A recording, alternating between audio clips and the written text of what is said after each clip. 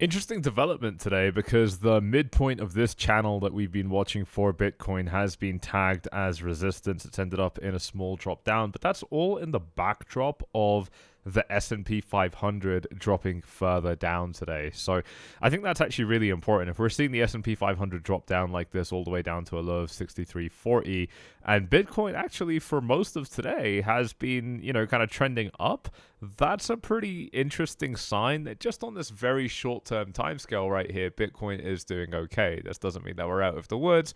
This certainly doesn't mean that Bitcoin is setting a new, precedent in finance or anything like that. It's nothing at all like that. I just think that this is a small kind of intraday fluctuation that's working in Bitcoin's favor right now, but it tells us a few more stories, things like Bitcoin dominance, things like altcoins having a chance to rally a little bit with Bitcoin dominance in mind. So there's a lot that we're going to be covering here in this video. If you're excited for it, do me a favor and smash up those likes as you are coming in here. And of course, let's start off with the S&P 500. We've been talking about the S&P 500's little drops right here, and the fact is, if the S&P 500 does continue to drop further, it is going to start hitting some support levels. Now, support levels are very light for the S&P 500. They kind of always have been, and it seems like they kind of always will be for the most part. There are some times where you get much better kind of retracements down to better levels, but that's not guaranteed, and it's not something that we see happening all the time. Is that?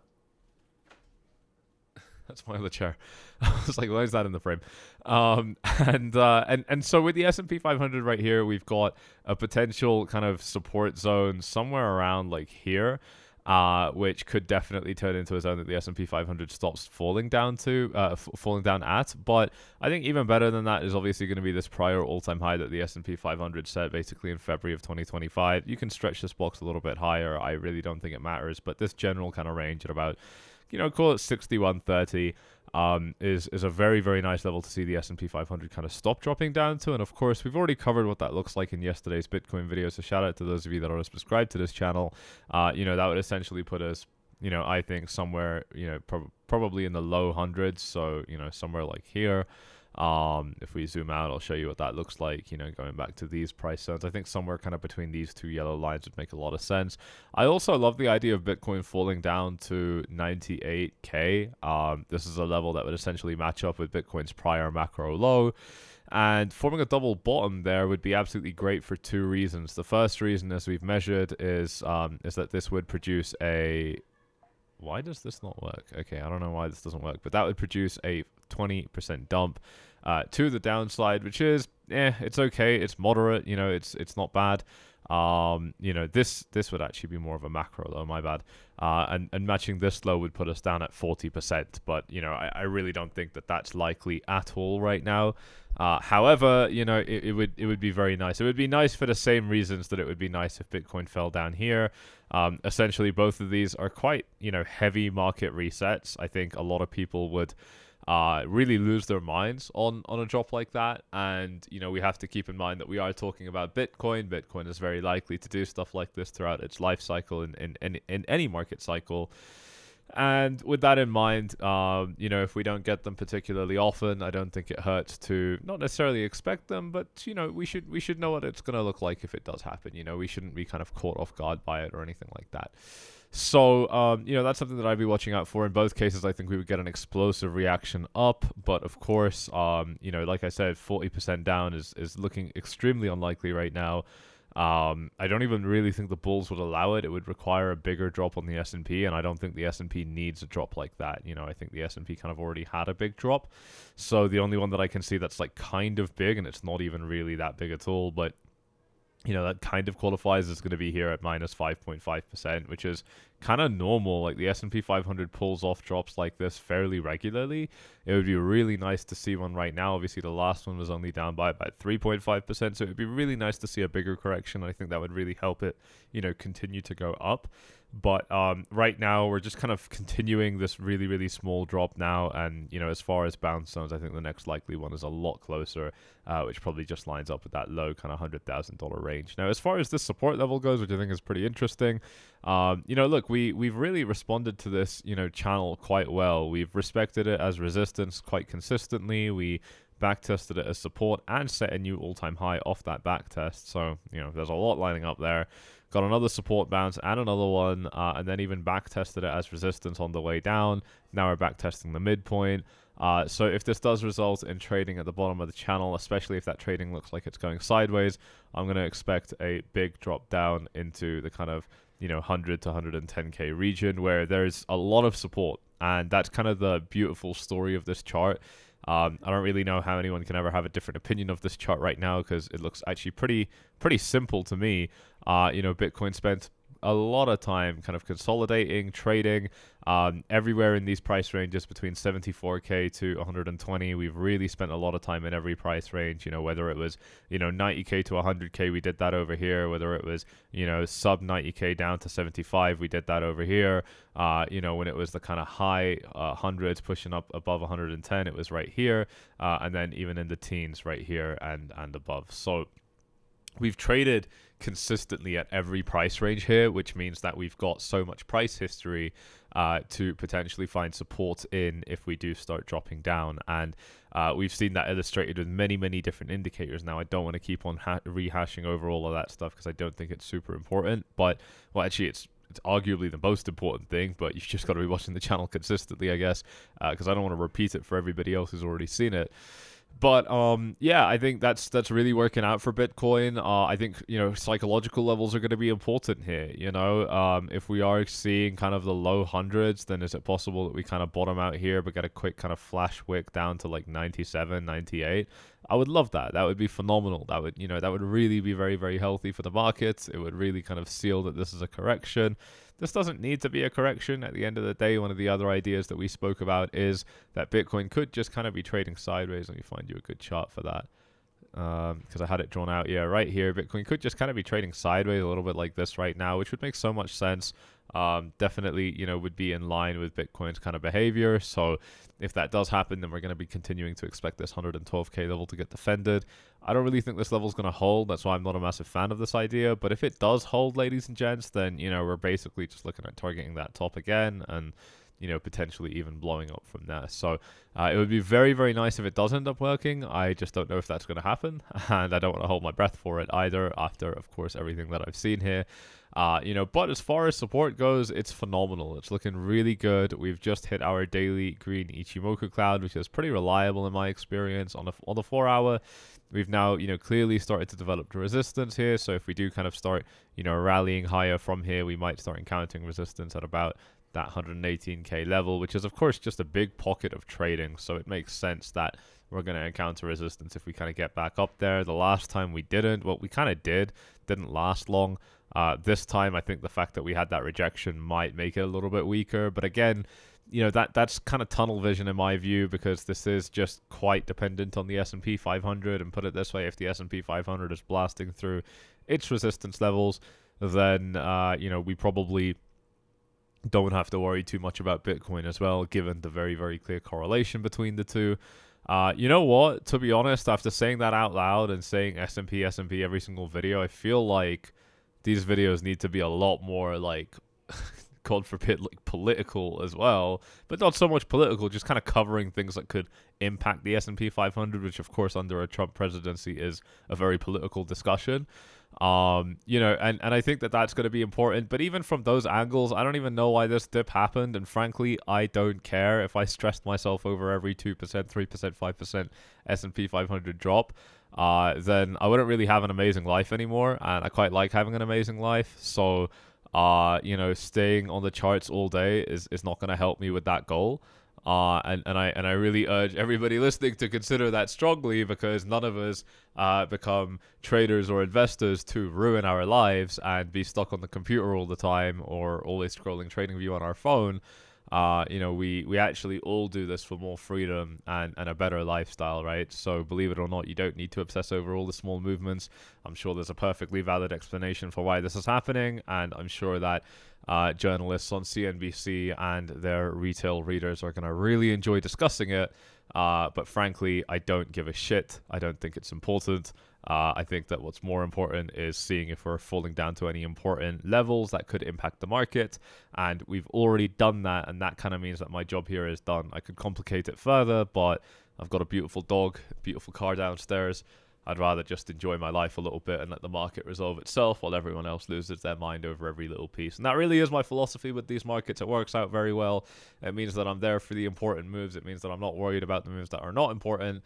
And all of that, I think, comes together for a really, really good kind of mental health space as a trader, as an investor, which will allow you to take really, really good shots when you want to. Now, speaking of those good shots, I think Bitcoin dominance is looking really interesting, guys. I mean, the fact that it's not able to gain ground after a correction like what it's going through right now is a pretty big deal, in my opinion. That's usually something that you would see with Bitcoin dominance, is that if Bitcoin dominance is going to get essentially, now it's like an $11,000 drop, $12,000 drop from the all-time high, 10% down in like 6 days. That sounds kind of jarring. I mean, not really, but it can, be upsetting to some people. And yet, if we do look at Bitcoin dominance here, it's just staying the same. In fact, it's potentially even dropping right here on daily. So, I really don't think that this is a market that's showing me signs of being scared right now. I mean, people are still continuing to take on risk in altcoins. I personally think that Solana is an incredible buy for the long term because of where it's at right now in this kind of stage in the market cycle. Very, very low against Bitcoin compared to where it's been even in 2025. So, if it just kind of recovers to its 2025 highs, that's still, like nearly doubling from current levels against Bitcoin, which I think is incredible. That might not happen, and I'm not your financial advisor, so do your own research. Don't be an idiot. But I like it, and I've been buying some. So that's me. And then, Cardano, BTC, kind of the same deal. I mean, it's got a much better chart than Solana as far as potential against Bitcoin.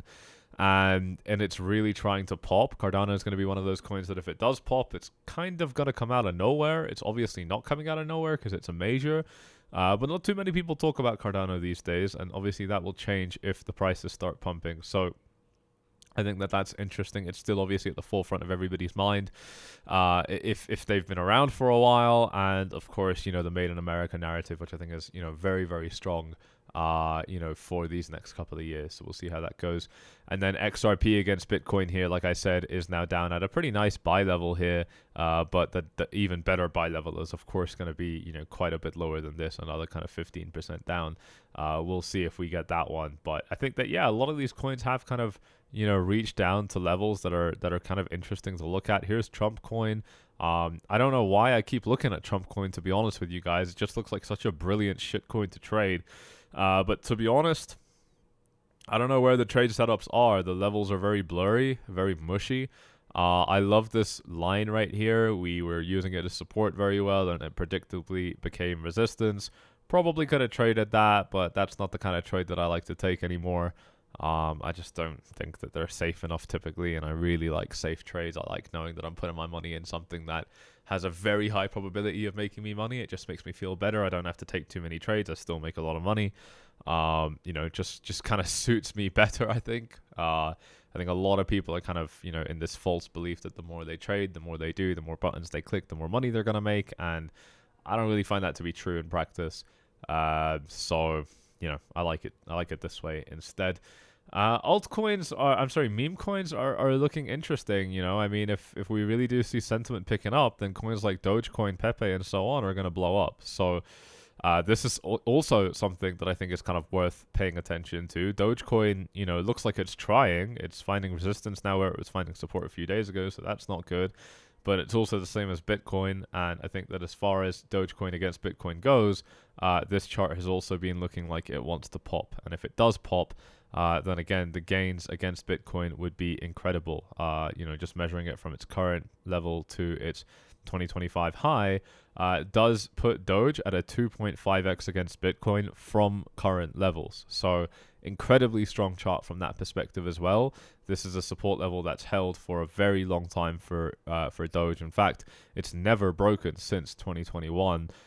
Which is, I think, quite impressive. Not many coins have a chart that's this clean as far as showing you how clearly defined a support level is. That doesn't mean the support level has to hold, but I mean, resistance in 2017, resistance in 2021, and then flip to support ever since.